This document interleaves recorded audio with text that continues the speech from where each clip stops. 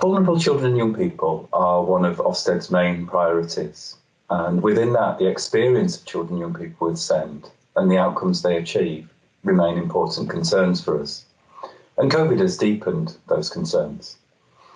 We focus on this group of children and young people in several ways, through inspection or regulation of social care providers, of local authorities, of early years settings, through our education inspection framework, and through our inspection of local area arrangements for children and young people with SEND. We found SEND provision in mainstream schools to be very variable. The provision for pupils with SEND in schools we judge as requires improvement or inadequate is typified by expectations that are too low, a curriculum that isn't ambitious enough, and a general weakness in the way services for pupils with SEND are coordinated. The most consistent finding from our area SEND inspections, which we carry out with the Care Quality Commission, is how essential strong partnership working across a local area is in agreeing, coordinating and delivering services for children and young people with SEND. Partnership working needs to go beyond good intentions.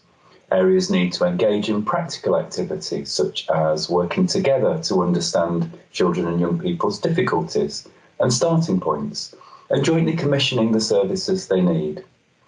We've found that without strong partnership working, accountability is unclear, local areas are failing to fully meet the goal of creating a child-centred system, and identifying, assessing and meeting children's education, health and care needs takes too long.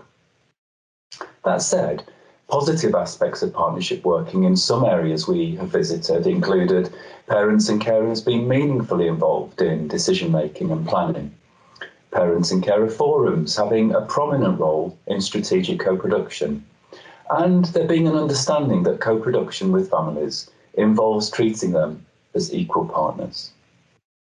As well as the continuing systemic issues, local partnerships have of course been severely impacted by the COVID-19 pandemic, and this has affected vulnerable children and young people most of all.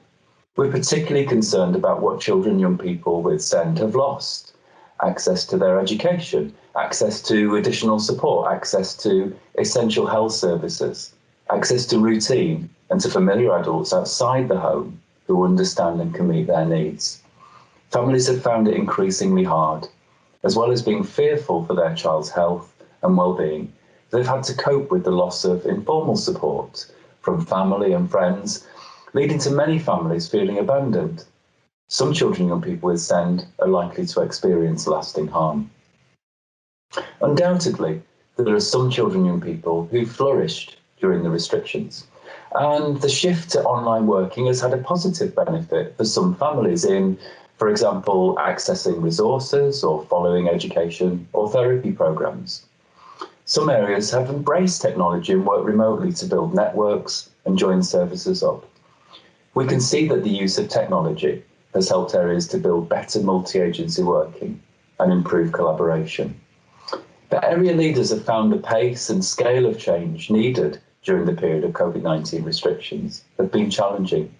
At the same time, continued uncertainty about the progress and impact of the pandemic has made long-term planning very difficult. What is clear, though, is that the pandemic has given even more of an impetus, an imperative for everyone to work together for the benefits of the country's most vulnerable children.